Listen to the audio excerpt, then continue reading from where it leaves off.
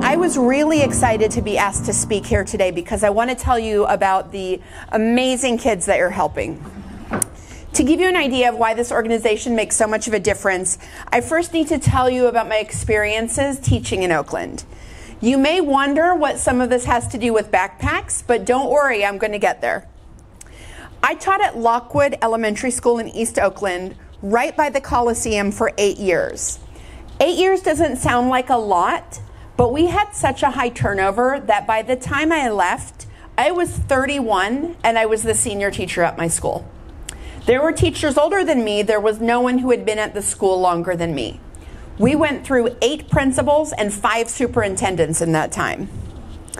The school was in a particularly rough part of Oakland.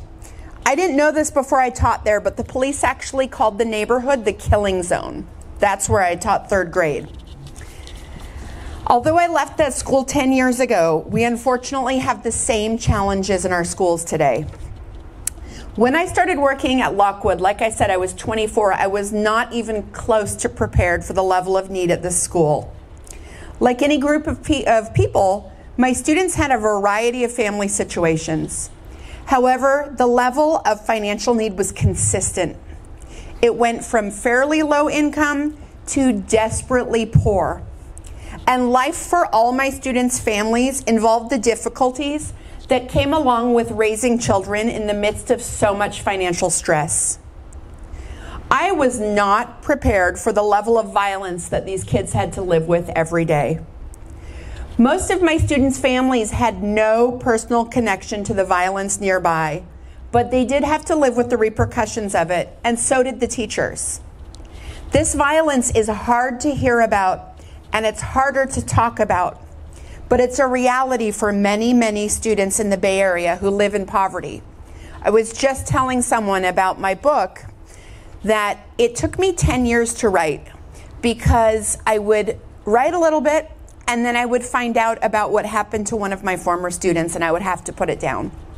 There are, however, some really great success stories also.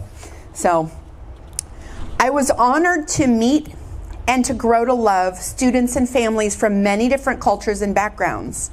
There was a wide array of talents, experience, knowledge, and skills, but there was also so much need. I had students who came to school hungry every single day. We had a free breakfast program, but it wasn't very healthy. In addition, if a student's parent worked nights or was preoccupied with younger children, it could be difficult for the student to get to school in time to take advantage of the breakfast program. For some kids, lunch was the only substantial meal they'd have all day. Many of my students were far below grade level academically for a variety of reasons. This often made the students feel like they were, in their words, stupid, when truthfully, they just needed guidance and resources just like every other child. Some of their parents had had children when they were very young and hadn't had the chance to complete their own education.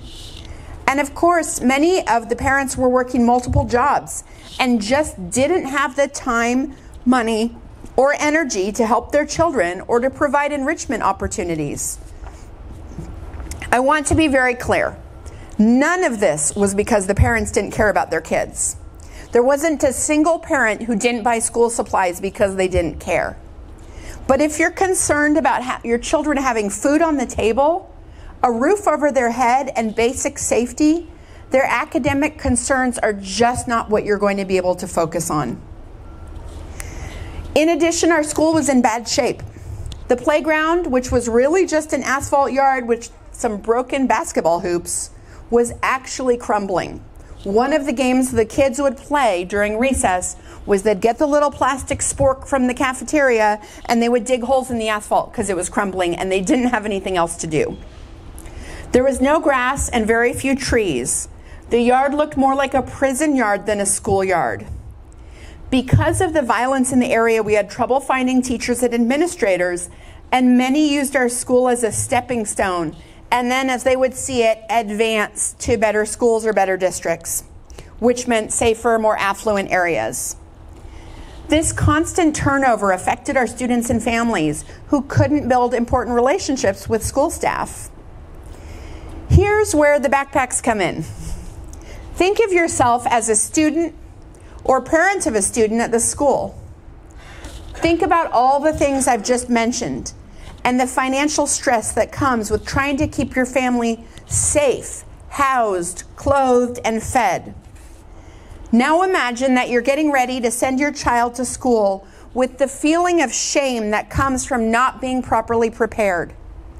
Not because you don't want to do the best for your child, but because you literally can't afford to.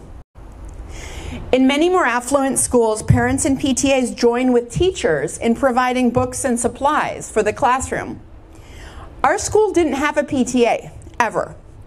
And most of our parents couldn't help out much. They did when they could. And supplies and books were more important for kids who didn't have them at home. So teachers, we all used our meager paychecks to buy these for our students. Now that I've given you the context, I think you'll understand why we as teachers are so grateful for Family Giving Tree and for all of you and your work with getting these donations into the hands of students who need them. Many of my students came to school with their belongings in plastic grocery bags because they didn't have anything else to carry them in. I started asking my friends in tech who went to trade shows and got laptop bags to donate them to me. Pretty soon my class was the only one with 20 kids proudly sporting laptop bags, but of course they weren't really the right size or shape for third graders. They did, however, help the kids with their dignity, as they had something to bring to school that didn't look like a trash bag. Even when the kids got a backpack substitute, they usually didn't have school supplies. Their parents wanted to help, but they just didn't have the money. I spent thousands, not hundreds, thousands of dollars of my own money every year on school supplies for the kids, on a beginning teacher's salary. This was in addition to paying to supply my own classroom. I would buy school supplies for the kids to take home so they could actually do homework at home. What the school gave us was in no way enough, so it didn't even feel like a choice. When Jennifer pulled out that calculator, it actually brought me back to when I was working at Harbor House, which is a nonprofit in Oakland. We employ teenagers, and those teenagers were taking classes that required scientific calculators, and not a single one of them had them. And we were a nonprofit. We didn't have a lot of money. We bought 2 of them, and we wrote Harbor House's name in permanent marker, and they shared them, and that was better than anyone else in their class had. In addition to what I spent myself, I started asking people for supplies. I posted on Craigslist and I got supplies from strangers. I begged my friends for supplies. I asked my family to give me money for my classroom instead of Christmas and birthday presents. I was shameless because it was for the kids. In fact, one of my friends who worked at Pixar Animation Studios recently reminded me that when we met, I asked him to come talk to my students before I even told him what my name was. I had one friend who made holiday gift boxes for all my 3rd graders. And the joy on their faces as they unwrapped the boxes, which contained practical school supplies, socks, art supplies, and fun toys. Well, these kids are all in their 20s now. That's how long ago it was, and it still makes me smile to think about that. If you want to hear more about how effective donations are, I have some great stories in my book, and I'm really thankful to Intuit and Family Giving Tree for letting me sell my book here, and I'd love to talk to you afterwards if you have any questions. I think if you read it, you will really understand how amazing what you do as drive leaders and what you do as staff is. It really makes a difference. There's a story in my book about a truckload full of paper, and I mean a truckload. It's too long to tell here, but I think you'll like it. It's my favorite. People stepped up as I asked for help, and I had another surprise. I thought, remember, I'm coming from a middle-class family. My parents were definitely wealthy. I was not, but still middle class. I thought my students would feel embarrassed about these donations. I thought they'd feel like they were accepting charity and have some shame about it. I was totally wrong. The kids and parents were not only grateful, they saw these donations as proof that people cared and proof that they were special. One third grader said it straight up.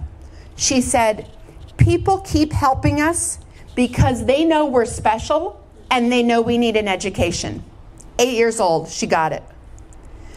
Now, a lot of people try to help, and not all of the organizations do it well. Every single teacher has a story of people who come in and donate junk. We've all gotten donations of stained clothing, used wrapping paper, and one time, random single tea bags. Family Giving Tree is one of the good groups. Before I agreed to do this talk, I asked specifically how they communicate with the schools about the needs of the kids, and they gave me the answer I was hoping for. They talk to teachers and administrators at the schools to find out what's actually needed.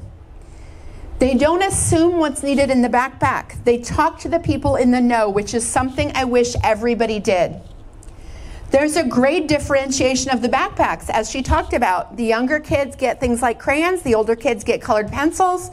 They even include scientific calculators. You'd be surprised at how many organizations get everybody the same thing, and a 10th grader does not need crayons. I mean, not usually. They also make sure that the contents of the backpacks are consistent, so there's no envy between kids, and that's important. This model is one of generosity and not of pity. This is not looking down on people and helping them because we feel sorry for them. It's respectful and thoughtful and helpful in a way that maintains the dignity of the recipients, and that is important. This is absolutely essential.